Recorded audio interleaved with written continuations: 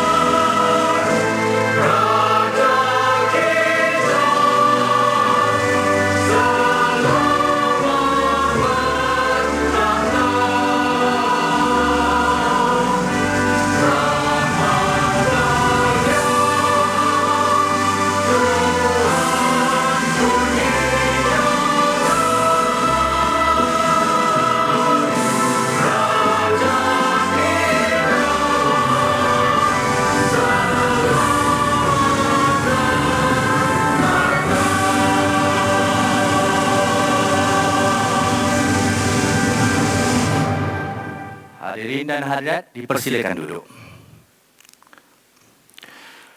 Bagi memohon rahmat dan menambah keberkatan untuk majlis kita pada pagi ini, marilah kita sama-sama memanjatkan doa yang akan dipimpin oleh adik Khairul Ashraf bin Khairul Azrin dari SMK Presin 16-1 Putrajaya. Dipersilakan.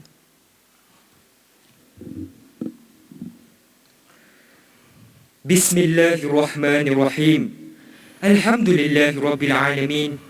Wassalatu wassalamu ala Sayyidina Muhammad wa ala alihi wa sahbihi ajma'in. Segala puji bagi Allah, Tuhan sekalian alam. Selawat dan salam ke atas Nabi junjungan Muhammad sallallahu alaihi wasallam.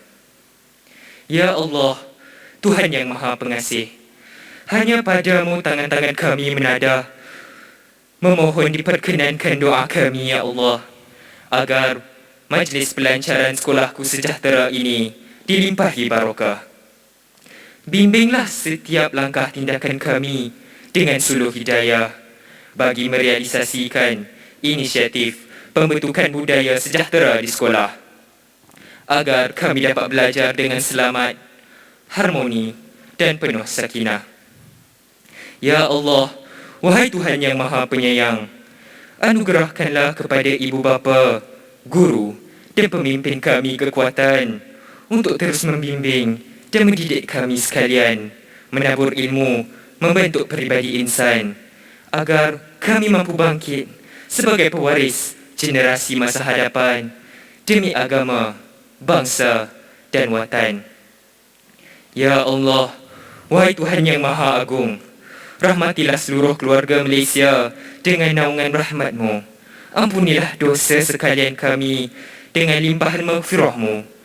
Lindungilah kami dari segala musibah dengan belas kasih sayang-Mu. Ya Allah, perkenankanlah doa kami. Rabbana atina fid dunya hasanah wa fil akhirati hasanah wa qina adzaban nar. Wa sallallahu ala sayyidina Muhammad wa ala alihi wa sahbihi ajma'in. والحمد لله رب العالمين.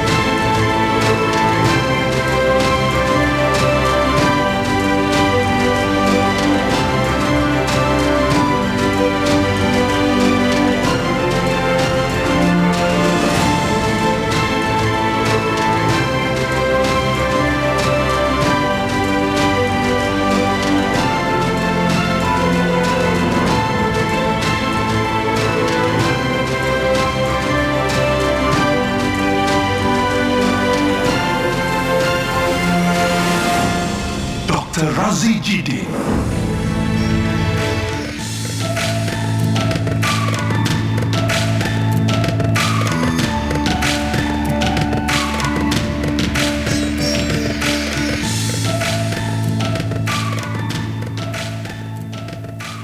Assalamualaikum warahmatullahi wabarakatuh. Salam sejahtera, salam keluarga. Terima kasih saudara Fahdin, pengacara majlis kita pada pagi ini. Datuk Yusran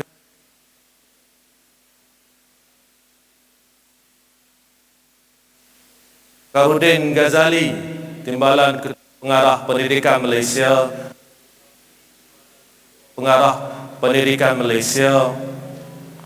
Dev jemputan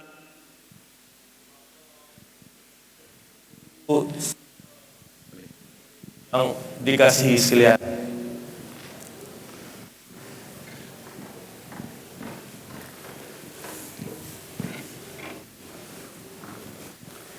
Pertama sekali saya ucapkan jutaan terima kasih di atas kehadiran semua pada pagi ini.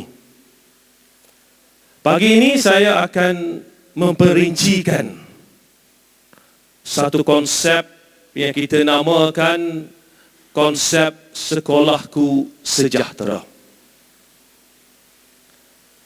Apabila kami berbincang di peringkat kementerian, melihat tentang perbincangan di luar sana berkaitan dengan peri pentingnya penerapan nilai-nilai murni di kalangan anak-anak kita.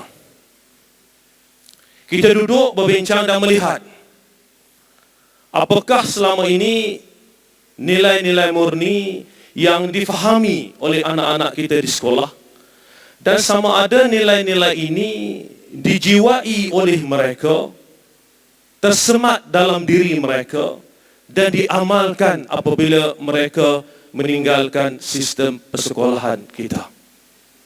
Ramai yang bercakap bahawa sistem pendidikan perlu memberi keutamaan kepada atau penekanan kepada pembentukan sasiah nilai-nilai murni dalam kalangan anak-anak kita. Dan kita lihat bahawa ya betul, ada nilai-nilai murni yang difahami oleh anak-anak kita, yang dibawa oleh mereka dalam kehidupan mereka. Sebagai contoh, kita bercakap tentang tolong-menolong. Kita bercakap tentang disiplin. Kita bercakap tentang hormat-menghormati. Kita bercakap tentang kerjasama. Tetapi nilai-nilai yang difahami ini dan juga nilai-nilai yang betul-betul dipegang oleh murid-murid ini ataupun anak-anak ini apabila mereka meninggalkan sesi persekolahan atau meninggalkan sistem pendidikan adalah agak terhad. Jadi kita duduk, kita tengok apakah nilai-nilai yang sebenar-benarnya, sekurang-kurangnya, secara asasnya anak-anak ini perlu kuasai. Dengan itu kita senaraikan 14 elemen Dan ini bukan bermakna ini sahaja elemen yang penting, tidak. Bukan bermakna dalam hidup ini hanya 14 nilai-nilai penting, tidak. Apa yang kita tekankan di sini adalah apakah nilai-nilai sekurang-kurangnya yang perlu dikuasai oleh anak-anak kita, bukan sahaja dikuasai, tetapi diselami dan juga dijiwai oleh mereka dan dibawa nilai-nilai ini dalam kehidupan mereka. Sebab itu, kita lihat banyak perkara telah dibincangkan tetapi penjiwaannya kurang. Jadi bagaimana kita nak laksanakannya?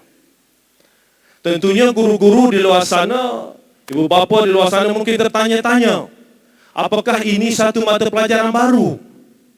Apakah ini satu sisipan kepada mata pelajaran sedia ada? Jawapannya tidak. Sekolahku Sejahtera, konsep ini bukan mata pelajaran baru, bahkan bukan sisipan sekalipun.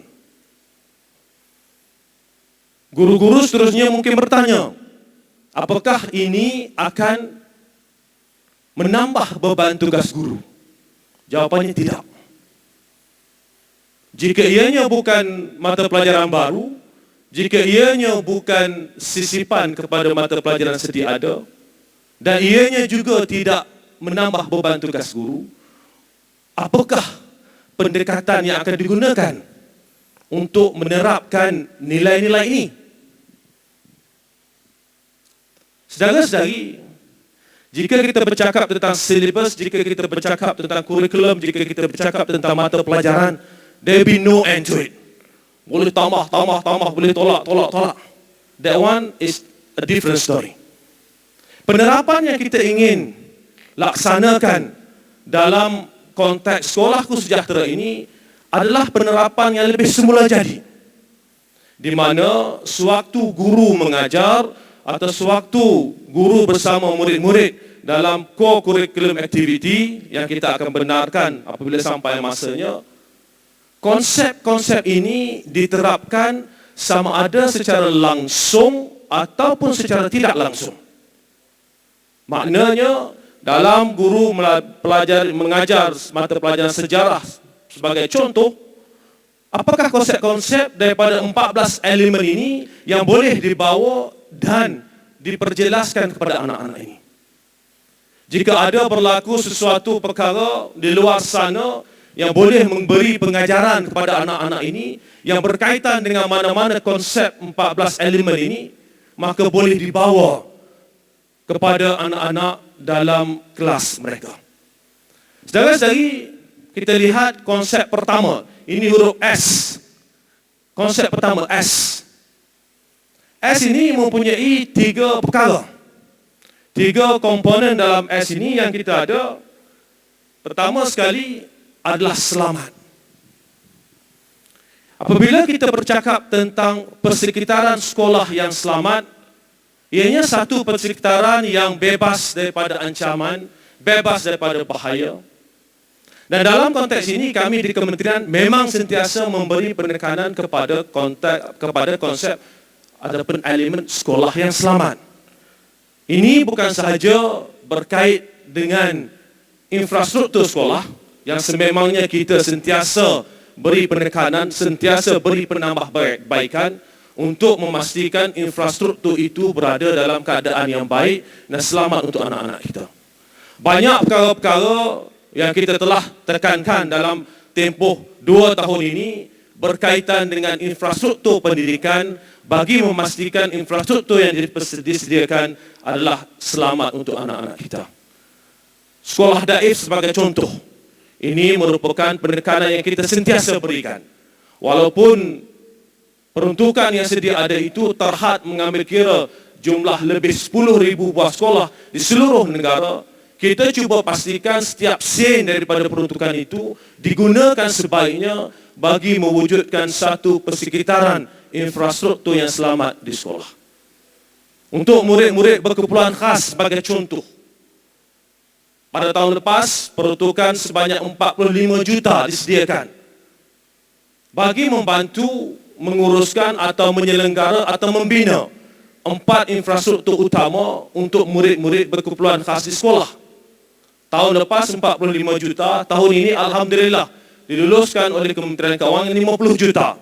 Kerana apa? Kerana kita mahu anak-anak berkeperluan khas ini datang ke sekolah dalam keadaan fasiliti dan kemudahan yang ada itu mewujudkan keadaan yang selamat bagi mereka.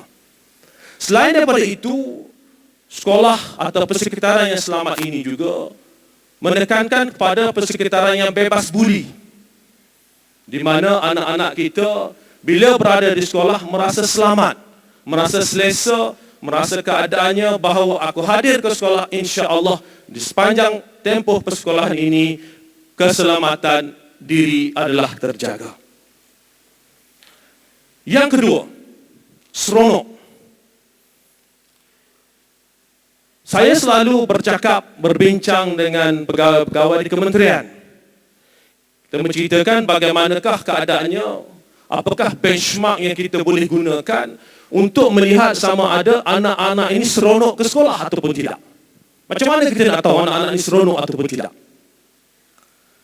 Saudara-saudari, kalau kita lihat di negara-negara lain, antara benchmark paling mudah ialah apabila anak ini bangun pagi, hendak ke sekolah, tidak ada siapa perlu memaksa mereka ke sekolah. Mereka akan merasakan bahawa sekolah ini adalah tempat yang mereka patut berada. Mereka patut hadir untuk bersama-sama dengan kawan-kawan, bersama-sama dengan guru-guru, belajar, bermain dan menikmati kehidupan sebagai seorang anak-anak. Sekiranya kita berjaya mewujudkan keadaan sebegitu, maka isu kececeran daripada sistem persekolahan ini akan dapat dikurangkan sedikit sebanyak sehinggalah kita wujud keadaan di mana semua anak-anak kita dengan rasa ikhlas hati, seronok, gembira ingin hadir ke sekolah. Saudara-saudari, apabila kita bercakap tentang keseronokan, ini merupakan satu asas, salah satu asas, bukan hanya satu, salah satu asas yang kami di Kementerian Pendidikan ambil kira apabila kita menetapkan pemansuhan UPSR. Kita tahu anak-anak kita di sekolah rendah terlalu tertekan dengan peperiksaan. Ada yang telah menghantar anak-anak ke kelas tuition semenjak mereka berumur 7 tahun di darjah 1. Kerana persekitaran pada waktu itu mewujudkan satu persaingan di mana masing-masing merasakan bahawa semua antara anak-anak ini perlu mendapat 6A dalam peperiksaan. Di sekolah, guru-guru tertekan, perlu menghabiskan silibus lebih awal. Ada yang kata kita wujudkan jadual waktu anjal. Saya tanya jadual waktu anjal ni apa? Jadual waktu anjal ni lebih kurang curi masa subjek yang tak ada dalam UPSR. Subjek yang tak ada, tak diperiksa dalam UPSR ini diambil masanya untuk digunakan kepada subjek-subjek lain yang ada peperiksaan UPSR. Itu jadual waktu anjal. Pengetua dan guru besar pada waktu itu, guru besar khususnya, pentadbir sekolah akan ditanya sekiranya tak ramai murid dapat 6A. Ini mewujudkan satu keadaan masing-masing tertekan, ingin bergerak ke hadapan, mengejar apa yang dipanggil 6A ini, sehinggakan karakter pembinaan kemenjadian murid itu tidaklah menjadi satu penekanan yang begitu tinggi. Sebab itu, permulaan kita adalah untuk membetulkan struktur yang ada. Kita tambah baik pentaksiran bilik darjah, kita wujudkan suasana bahawa anak-anak ini hadir ke sekolah, mainlah puas-puas di sekolah, cikgu akan bimbing anak-anak sekalian dalam keadaan yang menyeronokkan, dan insya-Allah daripada situ kita akan dapat membina anak-anak yang bukan sahaja cemerlang dalam bidang akademik, tetapi anak-anak yang ada karakter, anak-anak yang mempunyai sikap yang baik dan yang mempunyai nilai-nilai yang murni dan akan dibawa dalam kehidupan mereka. Seterusnya, S yang ketiga adalah sihat. Kita bercakap tentang sihat bunyinya mudah. Dalam konteks ini kita bercakap bukan sahaja kesihatan fizikal, bukan sahaja kesihatan mental, tapi kita bercakap tentang persekitaran. Kerana berkaitan sihat ini telah banyak dibincangkan. Namun sedar atau tidak, salah satu komponen yang kurang diberi penekanan apabila kita bercakap tentang sihat ini, sebagai contoh, adalah pemakanan anak-anak kita. Pemakanan anak-anak bukan sahaja membentuk fizikal diri, tetapi juga membentuk pemikiran mereka, kebolehan intelektual mereka. Kita lihat kadang-kadang pelbagai jajan dijadikan sebagai makanan utama dengan kadar gula yang cukup tinggi, dengan pelbagai jenis pengawet. Dan perkara ini dilihat sebagai satu kebiasaan. Namun jika kita ingin bercakap tentang generasi pewaris negara yang lebih gemilang, yang lebih cemerlang, kita harus memberi penekanan kepada perkara-perkara berkaitan dengan pemakanan anak-anak kita. Jadi konsep ini antaranya dalam konsep sihat ini, selain daripada kesihatan fizikal dan mental secara umumnya, akan memberikan penekanan kepada perkara-perkara yang lebih mendalam, yang membawa kepada kelahirannya seorang anak daripada satu sistem pendidikan di mana mereka bukan sahaja mempunyai fizikal yang baik, tapi juga mempunyai tahap intelektual yang hebat. Satu lagi perkara berkaitan dengan sihat ini, yang sampai hari ini tidak selesai, adalah perkara berkaitan kebersihan. Saya mula masuk ke sistem pendidikan darjah 1 pada tahun 1984. 1984, pada waktu itu umur 7 tahun. Sekarang umur 45 tahun. 38 tahun berlalu. Pada waktu umur saya, darjah 1, 7 tahun, kita dah diajar tentang kebersihan. Cikgu cakap kena sentiasa bersih, kebersihan itu sebahagian daripada iman, dekat sekolah tekankan tentang kebersihan. Tapi jika kita lihat di sekeliling kita hari ini, adakah kita dapat lihat bahawa masalah ini selesai?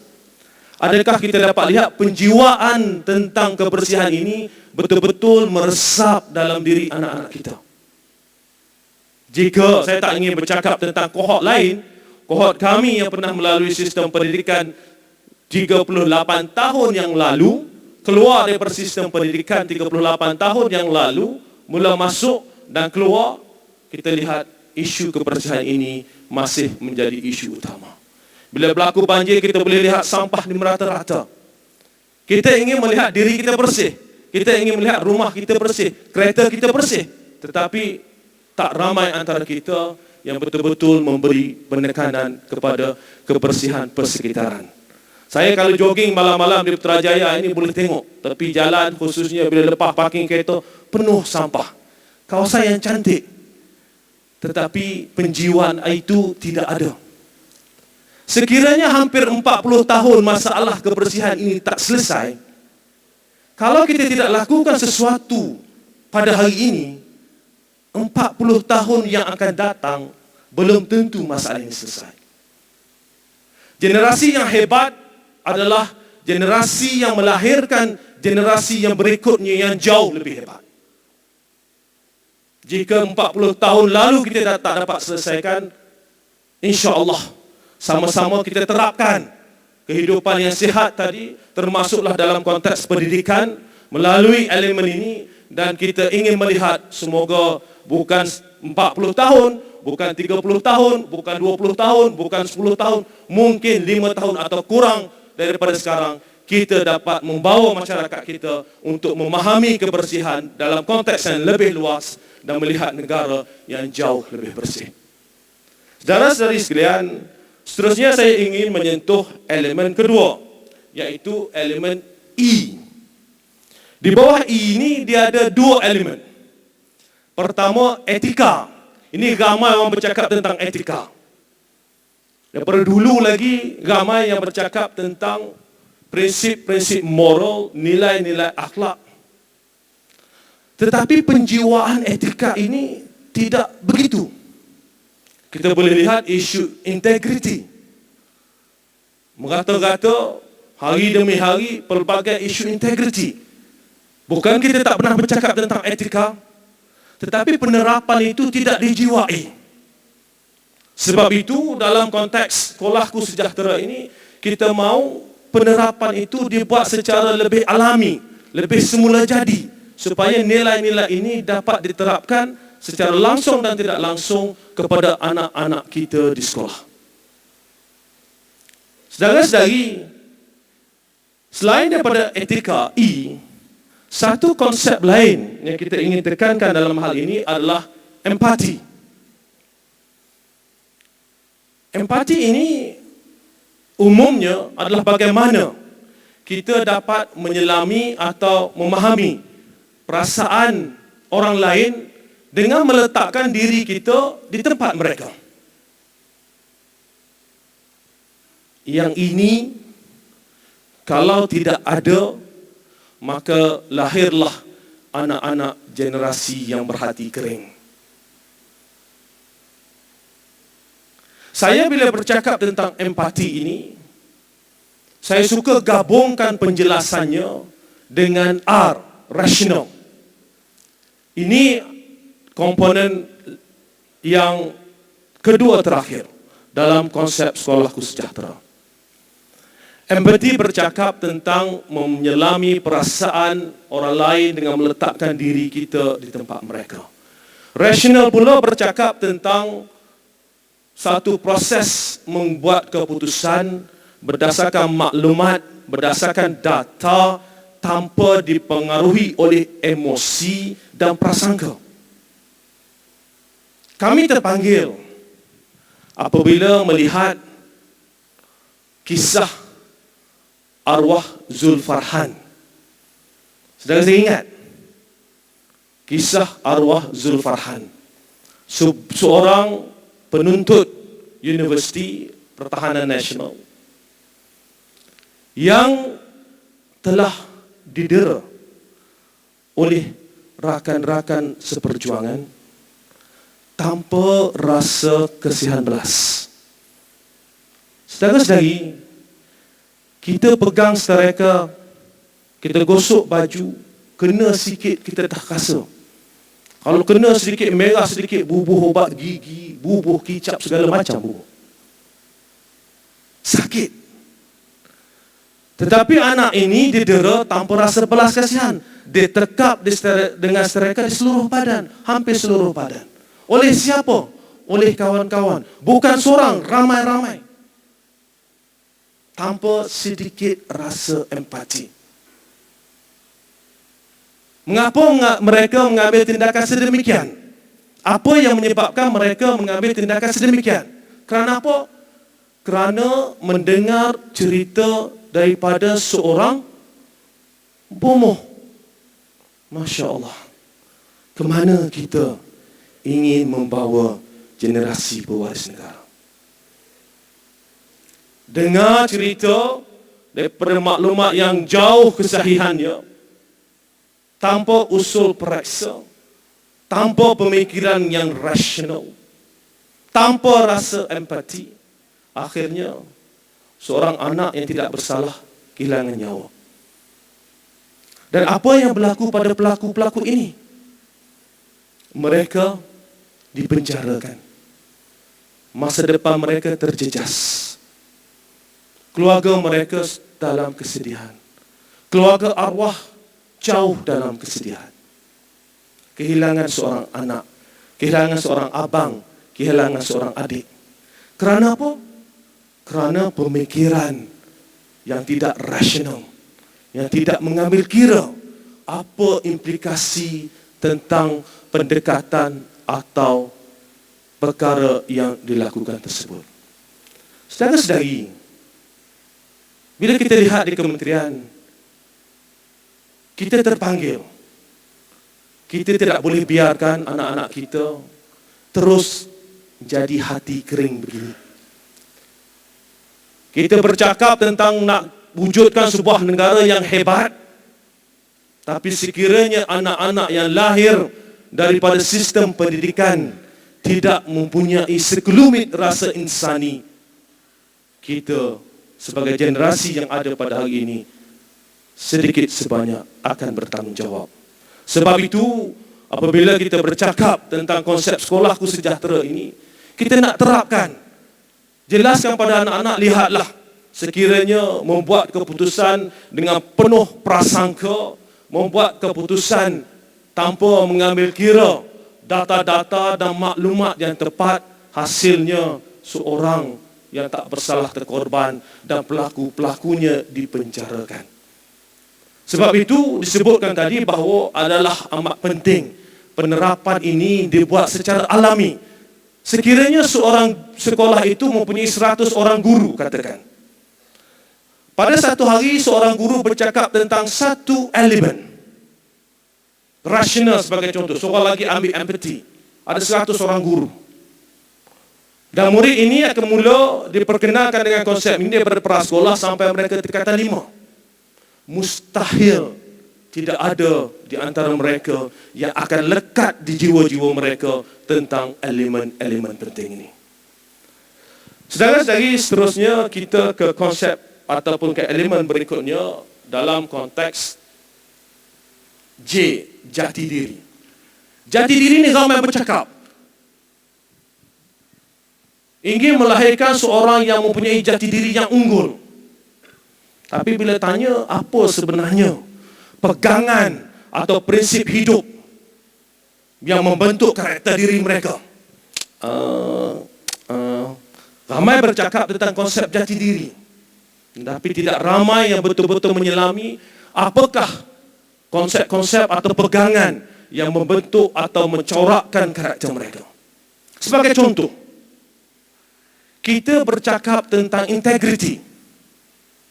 Tapi berapa ramai antara kita yang betul-betul faham bahawa integriti ini adalah satu elemen atau satu konsep yang perlu difahami bahawa ianya bukan komoditi. Integriti ini perlu diajar pada anak-anak kita. Integriti ini tak boleh dijual beli. Dia bukan komoditi. Dia tak boleh dijual beli. Sekali hilang integriti, maka kepercayaan orang lain terhadap kita akan hilang. Sekali hilang integriti, maka untuk kita mengambilnya semula, membentuknya semula, bukanlah sesuatu yang mudah. Terutamanya dalam konteks kepercayaan orang lain kepada kita. Jadi hidupnya mesti sentiasa memberi penekanan, memahami bahawa aku seorang yang sentiasa faham integriti, sentiasa berpegang kepada integriti. Dia tahu apa kekuatan yang ada pada diri dia, karakter-karakter unggul yang ada pada diri dia. Kita ingin melihat bahawa anak-anak ini lahir bangga dengan kekuatan karakter-karakter baik ini dalam diri mereka dan tidak mampu diganggu gugat walau apa jua keadaan di persekitaran mereka. Seterusnya kita bercakap tentang elemen A, iaitu adab sopan. Ini ramai yang bercakap. Dan antara kelebihan kita, khususnya rakyat Malaysia dan juga orang Asia, dikenali atau terkenal di seluruh dunia dengan adab-adab mereka, adab-adab sopan mereka. Saudara-saudari, kalau berada di luar negara, sebagai contoh, kalau kita lihat orang berjalan depan orang tunduk ni, orang boleh tahu orang Malaysia. Jadi orang lain tak tunduk, lalu jalan depan dia dah terbawa-bawa bahawa adabnya begitu. Lalu depan orang tak ada orang suruh, tetapi naturally diajar adabnya begitu. Maka kita lihat banyak adab-adab, nilai-nilai baik ini bila generasi bergerak daripada satu generasi ke satu generasi yang lain, adab-adab atau nilai-nilai murid ini jika tidak ditekankan, maka anak-anak kita mula akan meninggalkannya sedikit demi sedikit. Sebab itu walaupun konsep adab ini konsep yang kita selalu sebut, tetapi penekanan dan penerapannya perlu diteruskan daripada semasa ke semasa. Seterusnya, sejahtera, harmoni, H. Harmoni ini bercakap dalam keadaan di mana anak-anak kita, generasi pewaris negara, hidup dengan penuh toleransi. Memahami antara satu sama lain, mengambil kira kepelbagaian itu sebagai satu kesepaduan, sebagai satu kekuatan. Seorang anak yang sebagai contoh mempunyai rasa empati, seorang anak yang penuh dengan adab sopan akan dapat hidup dalam masyarakat dengan penuh harmoni. Sebab itu apabila kita bercakap tentang konsep harmoni ini, kita dah banyak bercakap. Konsep ini bukan satu konsep yang janggal, tidak. Konsep yang sentiasa bercakap, kita sentiasa bercakap, tetapi penjiwaannya itu yang kita perlu berikan penekanan yang khusus. Kemudian saya ingin bergerak kepada T. Di bawah T ini ada 3 elemen utama.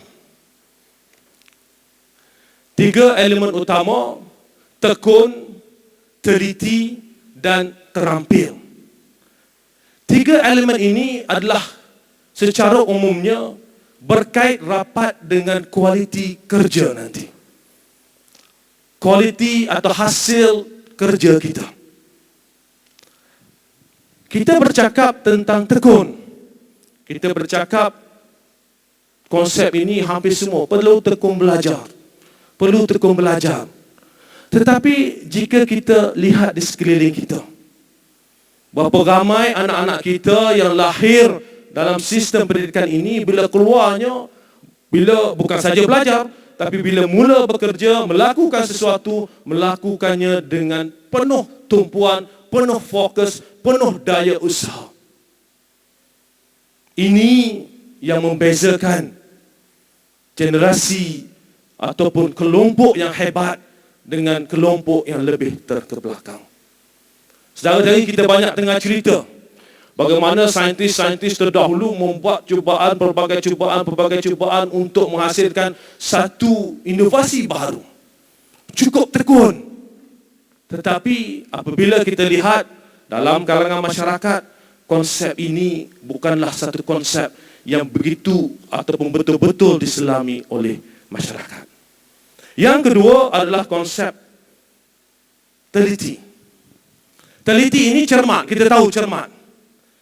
Kita tahu hemat. Tetapi pada masa yang sama, teliti ini juga mengambil kira pemikiran. Buat sesuatu dengan teliti, bukan bermakna secara fizikalnya teliti, tetapi dengan pemikiran yang penuh analitis. Mengambil kira semua perkara, mengambil kira semua kesan, duduk berbincang mencari apakah pendekatan yang terbaik selepas mengambil kira semua perkara, penuh analitis dalam memastikan setiap kerja itu dibuat dengan penuh cermat, penuh hemat dan telah difikirkan dan didalami sebelum sebarang tindakan atau keputusan diambil. Ini kita bercakap tentang teliti. Saudara-saudari sekalian, yang seterusnya adalah terampil. Apabila kita bercakap tentang terampil, umumnya masyarakat tengok terampil ni cara penampilan. Kita lihat terampil ni cara penampilan. Tapi jika kita lihat definisi sebenar terampil, apa terampil sebenarnya? Cuba buka kamus Dewan. Terampil ini kita bercakap tentang kecekapan yang tinggi. Kita bercakap tentang kemahiran yang tinggi dalam melaksanakan tanggungjawab. Sebab itu kita kata, kita selalu guna ayat seorang yang terampil, seorang yang berketerampilan. Dia nampak berketerampilan kerana apa? Kerana dia mempunyai kecekapan dan kemahiran yang tinggi. Bukan sebab dia handsome. Kerana apa? Kita lihat, kita dengar, kita boleh fahami, kita nak, wah, ini merupakan seorang yang berketerampilan kerana mempunyai kecekapan, mempunyai kemahiran yang cukup tinggi. Seterusnya E. Tadi dah ada 2, yang sini ada satu lagi E. E ini kita letak satu-satu dia saja, iaitu eksplorasi. Eksplorasi ini kita selalu bercakap tentang eksplorasi. Rasa cinta untuk meneroka ilmu-ilmu yang berguna. Nak explore, nak fahamkan. Generasi yang dididik, disemat nilai-nilai atau semangat untuk membuat eksplorasi dalam konteks ilmu-ilmu yang dipelajarinya akan melahirkan sebuah generasi yang dapat menguasai ilmu berkenaan. Jika kita lihat pada hari ini, I have to be very frank, kita bukan setakat tak ramai buat eksplorasi. Kalau baca berita 5 paragraf pun kita baca tajuk saja. Itu tak kaji yang lain, tak explore lagi berita tu. Kita baca tajuk sahaja. Ada antara kita baca tajuk saja, ceritanya tak panjang, 5 paragraf saja, baca tajuk saja, tetapi penceritaannya boleh komen sampai 3 muka surat. Kerana apa? Kerana semangat bahawa I need to know about this. Title ni apa cerita dia? Tajuk akhbar ni apa cerita bawah ni? Daripada cerita ni apa lagi maklumat yang diperlukan? Semangat atau keinginan untuk explore itu kita perlu tanamkan dalam diri anak-anak kita untuk menjadikan mereka seorang yang resourceful. Dia tahu, bercakap tentang ini dia tahu, bercakap tentang ini dia tahu. Dan ini akan memudahkan apabila mereka bergerak dalam kehidupan mereka untuk mencari ruang-ruang ataupun peluang-peluang yang mereka boleh terus explore dan dapat menghasilkan sesuatu yang bermanfaat bukan sahaja untuk mereka, bukan sahaja untuk keluarga mereka, bukan sahaja untuk diri mereka, tetapi untuk negara dan dunia keseluruhannya.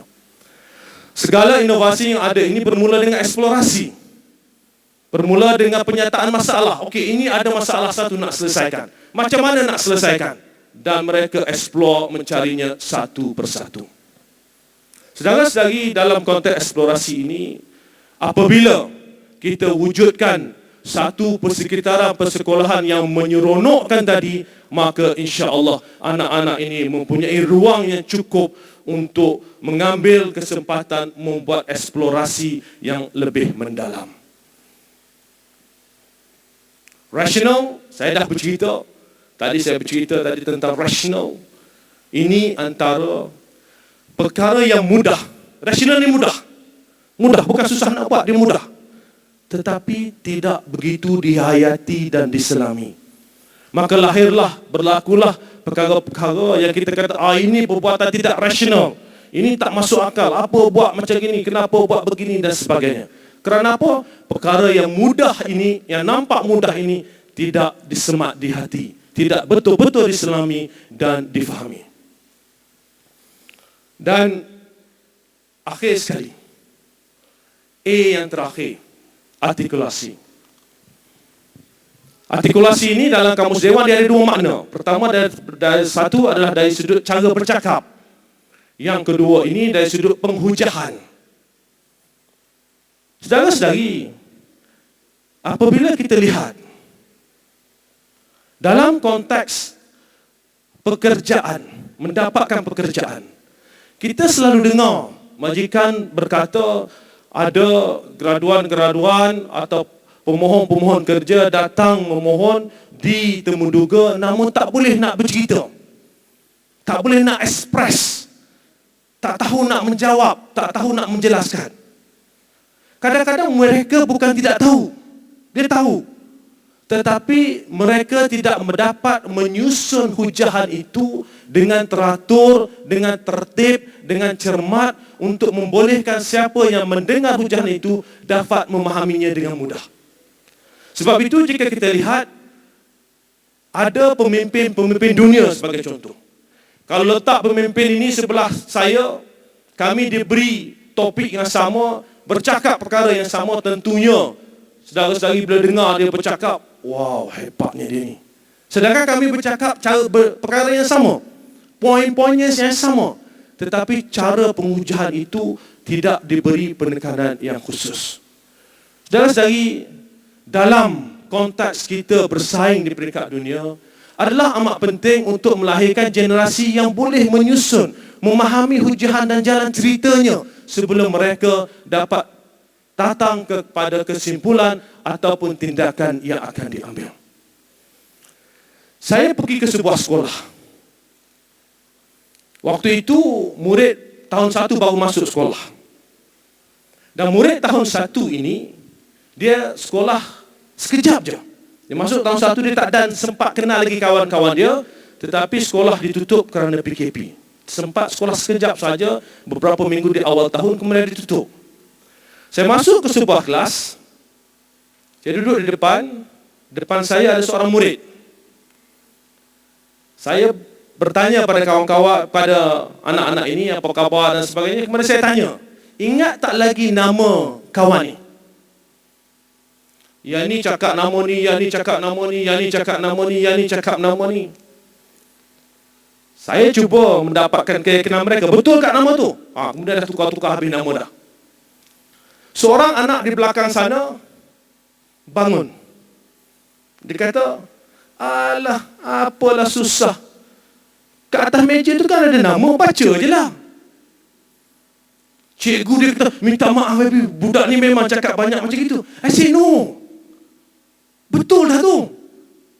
That's true, betul. Smart. He is smart. Apa susah-susah tanya gambar-gambar, dah ada nama, baca je lah. That's when we have to inculcate this. Terapkan, tak apa, argue. Yes, it's true, correct, your argument is correct. Saya duduk dengan dia sembang kat 15 minit. Macam-macam dia cerita. Maknanya apa? Maknanya anak-anak ini, sewaktu mereka kecil, mereka telah membina mental models mereka, peta minda mereka. Dia dah try to get few concept, try to connect the few concept together. Nak cuba gabungkan konsep-konsep ini. Kita jangan halang mereka. Konsep ini nanti akan membentuk satu pemahaman, dan pemahaman ini akan disusun untuk menjadi penghujahan dengan penuh tertib dan teratur. Apa yang kita perlu tekankan adalah untuk memastikan anak-anak ini terus dibina kebolehan mereka untuk berhujah dengan baik sehinggalah mereka keluar daripada sistem persekolahan. Saudara-saudari, umumnya saya diberi masa sejam dan sekarang dah 50 minit just on the dot untuk menghabiskan keseluruhan 14 elemen. Dan sekali lagi saya ingin rangkumkan. Pertama sekali, bahawa adakah ini satu konsep yang menambah beban tugas guru? Kat sana saya tahu ramai cikgu ni, ini menteri ni duduk sembang ni, tak pasal-pasal, minggu depan aku kena buat laporan. Tak ada. Cikgu-cikgu kalau ada, tak ada. Ya, ini tak ada laporan, nak kena masuk data sampai pukul 12 malam, tak ada. You have done so many of those. Tak apa, yang itu dah selesai.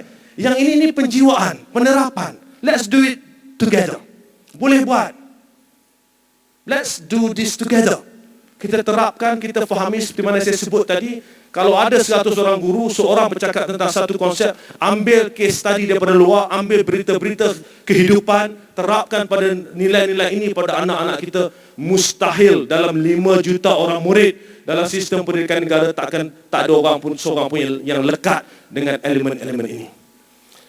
Jika kita lihat, kebanyakan elemen yang disebutkan tadi adalah elemen yang kita pernah dengar, tetapi tidak begitu diberi penekanan khusus. Artikulasi sebagai contoh, bila saya turun ke bawah bertanya tentang artikulasi ini, ramai yang tak faham pun apa. Bila kita bercakap tentang hujahan, bagaimana nak menyusun hujah, tertibnya bagaimana, susun aturnya bagaimana, ramai yang merasa ianya merupakan satu kesukaran. Sebab itu ramai takut nak bercakap. Sebab mereka tidak dididik apakah pendekatan yang paling mudah untuk mereka berhujah dengan baik. Rasional, kita selalu dengar perkataan rasional. Tetapi setakat mana perkara ini diterapkan dalam diri anak-anak kita? Kita dengar perkataan tekun, teliti sebagai contoh.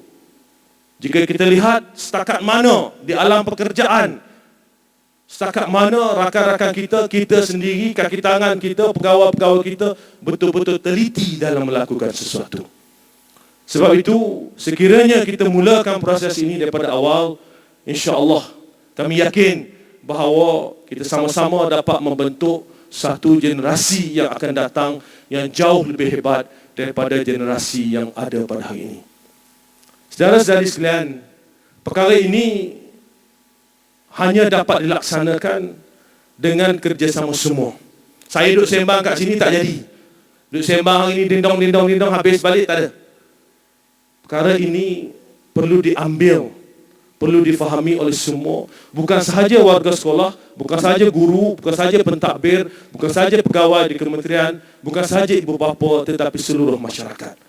Komponen-komponen yang diceritakan tadi adalah berkaitan dengan komponen untuk membina sebuah negara bangsa yang hebat. Ianya bukan berkaitan dengan Kementerian Pendidikan sahaja, tetapi memandangkan dalam sistem pendidikan ini terdapat lebih 5 juta orang murid, dan murid ini tentunya ada emak dan ayah mereka, tentunya ada pakcik dan makcik mereka, tentunya ada atuk dan nenek mereka, tentunya ada abang dan adik mereka. Jika kita tambah semua, hampir keseluruhan 32 juta rakyat Malaysia adalah berkait rapat dengan sistem pendidikan negara. Saudara-saudari sekalian, saya ingin mengambil kesempatan ini untuk mengucapkan jutaan terima kasih pada pihak yang telah berusaha menjayakan program kita pada pagi ini. Di Kementerian Pendidikan, EPRD, kita ada pegawai-pegawai yang berkaitan, saudara-saudari yang datang duduk bersama-sama untuk cuba memahami perincian Sekolahku Sejahtera. InsyaAllah, jika kita bukan sahaja duduk, bukan sahaja berpegang pada buku yang sama, bukan sahaja membaca satu bab yang sama, bukan sahaja membaca satu paragraf yang sama, bukan sahaja membaca satu ayat yang sama, tetapi duduk di perkataan yang sama satu persatu, insya-Allah kita bersatu hati, kita mampu melakukannya bersama-sama. Dengan lafaz Bismillahirrahmanirrahim, saya melancarkan konsep Sekolahku Sejahtera. Sekian, terima kasih.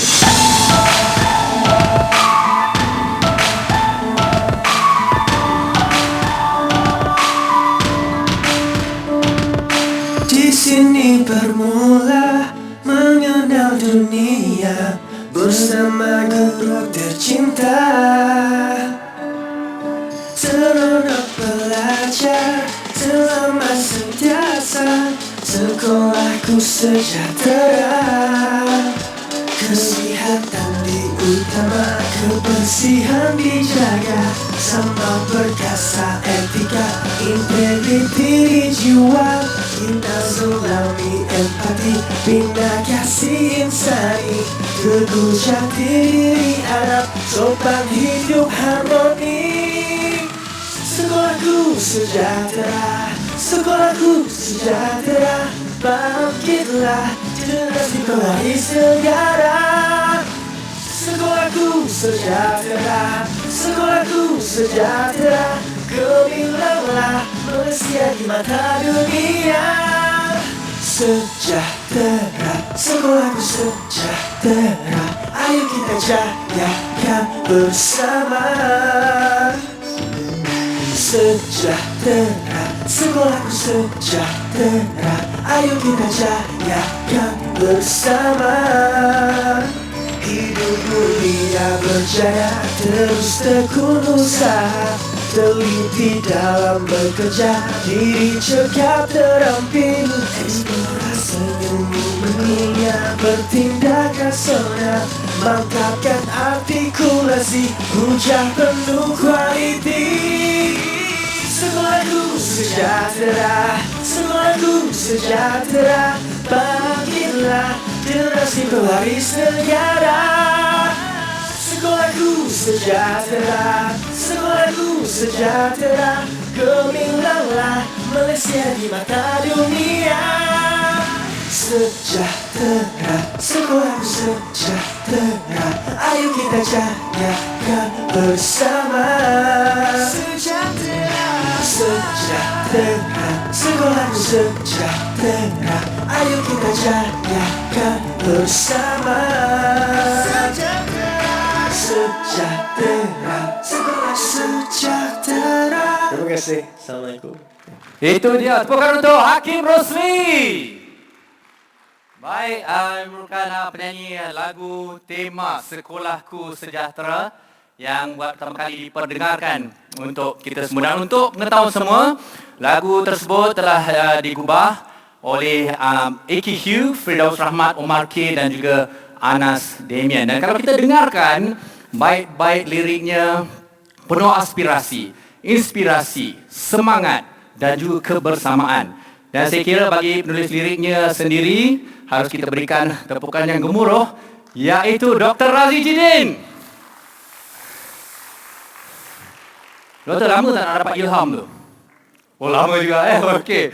Baik. Dan saya kira hari ini yang boleh kita anggap sebagai suatu yang bersejarah, tidak akan lengkap seandainya momen-momen ini tidak Baik, itu dia direkam. pelancaran Dan sekali lagi, saya ingin konsep Sekolahku Sejahtera daripada Yang Berhormat Menteri Kanan Pendidikan Datuk Dr. Razzie Jidin baru saja diberikan pada hari ini 21 Februari 2022, dan itu antara harapannya, konsepnya yang diinginkan untuk sesi persekolahan bagi menjamin kualiti kepada murid-murid kita. Untuk itu, untuk penerangan yang lebih lanjut, kita sebenarnya sangat berbesar hati untuk bersama dengan Dr. Rozah binti Abdullah, Ketua Jabatan Bahagian Perancangan dan Pendidikan Dasar Pendidikan KPM. Assalamualaikum, selamat pagi Doktor. Selamat pagi, Alhamdulillah. Terima kasih kerana sudi bersama kami. Alhamdulillah. Ini satu pelancaran yang sangat istimewa pada pagi ini, dan difahamkan doktor juga merupakan antara orang penting untuk memberikan pelancaran yang begitu bermakna bagi sistem persekolahan. Mungkin ada sedikit perkara yang ingin diberi dan dikongsikan bersama kami di Didik TV berkaitan dengan konsep Sekolahku Sejahtera ni, Doktor. Konsep Sekolahku Sejahtera ni merupakan aspirasi oleh YBMK Dr. Razzie Jidin sendiri, yang beri kewenangan pada 14 elemen. Elemen ini supayanya seharusnya menjadi amalan baik yang kita perlu sentiasa terap dan dididik oleh guru. Dia bukan benda baru, dia benda yang telah kita laksanakan selama ini, tapi kita hendak khususkan selama sekarang ini kita terapkan dengan secara eksplisit. Sejahtera, seronok, selamat. And then etika, untuk menentukan kita ni beretika, pegang pada disiplin, peraturan, and then kita ada apa, lepas SE sejahtera, kita ada J, membangunkan jati diri anak bangsa. Betul. Jati diri penting untuk kita kekal boleh maju ke hadapan. Kalau tak ada jati diri, kita akan terpengaruh dengan elemen-elemen negatif. Dengan jati diri, kita akan keep on the positive vibes. A apa dia? Amanah. Ya, betul. Okey. Dalam hidup, kalau dalam Islam kita pentingkan amanah. Kan? Benda itu yang kita digarap balik oleh Dr. Razzie Jidin untuk supaya rakyat Malaysia ni menjadi amanah. Okay, untuk mengurangkan gejala rasuah. Jadi kita didik dari sekolah rendah lah amanah tu. Harmoni. Bangsa kita ialah pelbagai bangsa. Kan, pelbagai kaum. Jadi kalau kena harmoni lah. Harmoni ni kita boleh menerima orang lain. Baru kita boleh harmoni, kan. Betul. T, tekun, teliti, terampil. Buat kerja kena tekun. Betul. Kalau tak tekun tak siap. Betul. Kalau tak teliti, kalau kata orang utara cincai bocai, tak boleh juga, kan. Betul, Kan, tekun, teliti, terampil ini menunjukkan bahawa kita ada kita ada kemahiran. Kita mencari ilmu. Okey. E, eksplorasi. Kita kena explore all kind of ideas. Untuk supaya kita boleh maju ke hadapan. R, rational. Betul. Kan? Hidup kita kalau kita tak rational, menjadikan kita susah nak buat kerja. Okay? Kalau tu tak rasional, kita ingat kita je betul. Tapi sebenarnya semua orang ada pemandangan. So kita kena rasional lah, buat pertimbangan yang sewajarnya. A, artikulasi. Artikulasi ni membolehkan seseorang tu boleh menyusun atur idea dengan baik. Kan, menggarap berbagai fakta, mencari berbagai bukti dan juga pandangan-pandangan dan research orang. Kan, itu yang kita artikulasi, kita nak binakan insan yang boleh berjaya ke hadapan. Baik. Itu. Itu antara harapannya juga. Dan mungkin doktor melihat ke pelancaran ini yang ingin diterapkan kepada konsep sekolah seluruh Malaysia agar ia menjadi amalan yang berterusan. Konsep yang sangat menarik, doktor, ya? Betul. Konsep ni tak jauh, dia sama dengan visi pendidikan. Okay? Pendidikan berkoalisi, kan? Insan terdidik, negara sejahtera. Jadi kalau kita dah terapkan konsep sejahtera ni daripada bangku sekolah, tak mustahil kita membentuk negara yang sejahtera. Betul. Kan, dengan 14 elemen, actually kita boleh tambah lagi. Bergantung kepada alfabet yang ada, apa yang sesuai guru boleh tambah. Ia bukan satu beban tugas yang baru, tetapi bagaimana kita melaksanakan dalam bilik darjah itu yang penting. Dalam aktiviti co-curriculum. Jadi di sinilah yang kita nak menjadikan manusia itu memanusiakan manusia, bukan robot. Kan, kita bukan bentuk robot, kita bukan nak IQ saja, tapi kita nak orang yang ada emosi, ada rasional, ada artikulasi yang boleh membawa diri ke peringkat yang lebih tinggi. Bukan saja mengata jago kampung, tetapi jago antarabangsa. Okey. Baik, doktor, kita melihat kepada pelancaran ini dan kita tahu ianya memang sangat penting untuk menjadi titik tolak kepada nilai-nilai murni kepada murid-murid. Doktor juga terlibat di dalam persediaan. Mungkin boleh kongsikan antara persediaan dengan norma baharu ni, doktor? Okey, bagi norma baharu kita mempunyai SOP yang ketat. Ya. Okey. Jadi dewan ni sebenarnya boleh muat sampai 2,500. Tapi kita cuma ambil 1/5 saja. Ya. Jadi kita membuat penjarakan sosial, scan semakan scan dos dalam sejahtera dan penjarakan dalam tempat duduk. Ya, jadi bila kita masuk macam tu, untuk cara masuk keluar pun itu yang teratur SOP. Jadi kita harap kita mematuhilah SOP yang ketat yang ditetapkan oleh MKN. Ya, dan doktor melihat kepada penglibatan guru-guru sebab difahamkan tidak ramai yang boleh hadir di sini. Tadi pun kita melihat di Facebook Live rasmi Kementerian Pendidikan juga pun ada ramai juga yang terlibat. Bagaimana doktor melihat kepada keterujaan yang mereka kongsikan juga, doktor? Tadi saya tengok dalam FB Live ada 3.3 ribu orang masuk. Dan kita juga dah share pelancaran ini dalam SPL KPM. Okay? Di situ Wana kata tidak semestinya ketika ini saja, bahkan mulai hari ini sampai berterusan boleh diikuti oleh guru dan memahami apa yang disampaikan oleh YB Menteri tadi. Ya, doktor mungkin sedikit harapannya agar komponen-komponen ini boleh dilaksanakan dan difahamkan juga kalaulah ini ibarat jawapan bocor, doktor. Ini mungkin tahun terakhir doktor untuk berkhidmat juga bersama dengan KPM. Jadi mungkin ada sedikit harapan lah untuk diberikan kepada generasi pendidik, kepada anak-anak murid nanti untuk menzahirkan konsep sekolahku sejahtera ni, doktor, silakan. Allahu Akbar. Jadi untuk perkara ini harapan saya sebagai pendidik yang telah berkhidmat selama 35 tahun ialah para pendidik teruskan buat yang terbaik untuk anak bangsa, untuk Mak Muhammad. Ya. Jadi untuk perkara ini kita tidak boleh kalah kepada apa saja yang dikatakan oleh orang, tetapi tetapkan atas iltizam kita sebagai pendidik untuk mendidik anak bangsa menjadi manusia insan yang kamil. Bukan saja beriman, berakhlak, berbudi dan berilmu. Itu saja. Ya, doktor, terima kasih banyak-banyak. Terima kasih. Satu pelancaran yang sangat baik untuk kita memberikan satu contoh yang baik kepada murid-murid juga dan juga kepada warga pengajar dan pendidik kita. Doktor, terima kasih banyak atas segala hikmat bakti juga, doktor, ya. Okey, terima kasih. Alhamdulillah. Silakan. Ya, itu dia Dr. Raziah bersama dengan kita daripada pihak Kementerian Pendidikan Malaysia, atau namanya lah Dr. Raziah binti Abdullah, Ketua Jabatan Bahagian Perancangan dan Pendidikan Dasar Pendidikan KPM. Dan ini sangat menarik kerana ianya merupakan satu konsep yang baru diperkenalkan, tapi nilai-nilai elemen yang dikongsikan adalah nilai-nilai murni di dalam mata pelajaran, di dalam situasi dan juga sistem pendidikan. Environment itu juga memang perlu dikongsilah, dan itu adalah ketetapan yang dibawakan oleh Yang Berhormat Menteri Kanan Pendidikan tadi untuk dikongsikan kepada semua warga pendidik. Sangat menarik, dan lebih menarik juga lagu konsep yang dinyanyikan oleh Hakim Rusli tadi diilhamkan liriknya oleh Yang Berhormat Menteri Kanan Pendidikan. Okey, saya kira kita dah berkongsi sesuatu yang sangat istimewa, boleh menjadi satu lagi perkara yang baru dalam sistem pendidikan kita agar ia dapat dilaksanakan, dan guru-guru juga dapat untuk terus melaksanakan projek perintis ini kepada murid-murid kita. Dan ini saja yang boleh kita kongsikan dari Putrajaya International Convention Center. Terus menonton Didik TV KPM untuk banyak lagi perkongsian-perkongsian yang akan kami bawakan, mata pelajaran dan juga tips-tips hanya di Didik TV KPM. Saya Hana Miswan bersama seluruh tenaga kerja penerbitan Didik TV KPM dari Putrajaya. Kita teruskan untuk menonton. Assalamualaikum. Malaysia mata dunia, sekolahku sejahtera, sekolahku sejahtera. Gemilangan Malaysia mata dunia.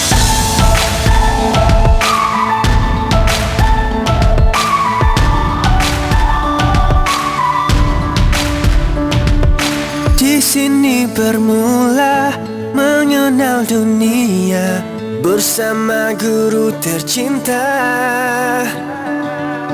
Seronok belajar selama sentiasa, sekolahku sejahtera.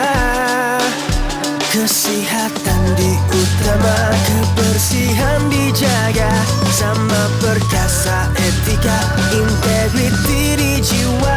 Kita selami empati, bina kasih insani, teguh jati diri. sopan hidup harmoni. Sekolahku sejahtera, sekolahku sejahtera. Bangkitlah generasi pewaris negara. Sekolahku sejahtera, sekolahku sejahtera. Gemilanglah Malaysia di mata dunia. Sejahtera, sekolahku sejahtera. Ayo kita jayakan bersama. Sejahtera, sekolahku sejahtera.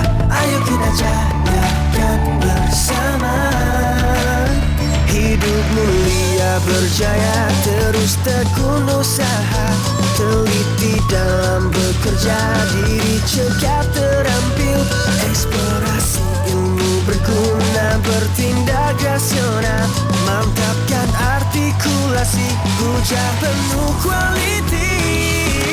Sekolahku sejahtera, sekolahku sejahtera.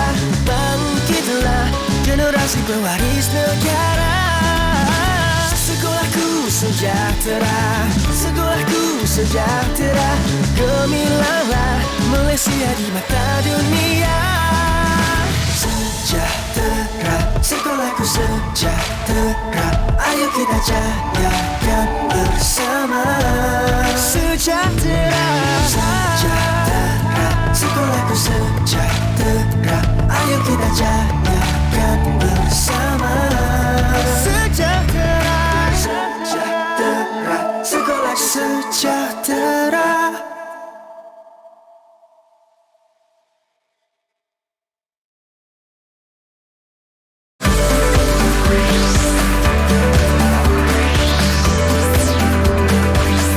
Didik TV KPM